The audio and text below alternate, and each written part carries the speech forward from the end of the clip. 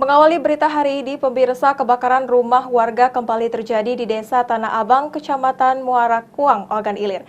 Kali ini sebuah rumah kayu milik warga yang kosong ditinggal hajatan ludes dilalap api pada Minggu malam.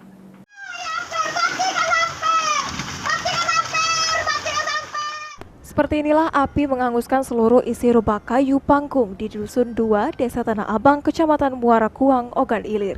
Kapolsek Muara Kuang Ibtu Amilin membenarkan adanya kejadian kebakaran di Dusun 2 Desa Tanah Abang, Kecamatan Muara Kuang, Ogan Ilir. Kebakaran terjadi sekitar pukul 20 waktu Indonesia Barat, Minggu malam Senin, saat rumah ditinggal kosong pemiliknya ke rumah warga desa yang sedang hajatan. Api begitu cepat membakar rumah kayu milik korban Subandrio, 55 tahun, yang berprofesi sebagai petani. Api diduga berasal dari aliran listrik pendek atau konslet jaringan listrik rumah. Warga bergotong royong memadamkan api dengan air dan alat seadanya. Api akhirnya dapat dipadamkan 1 jam setelahnya, setelah menghanguskan satu rumah kayu milik korban Subandrio.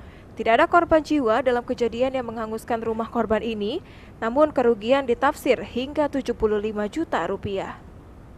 Ahmad Romawi, PAL TV.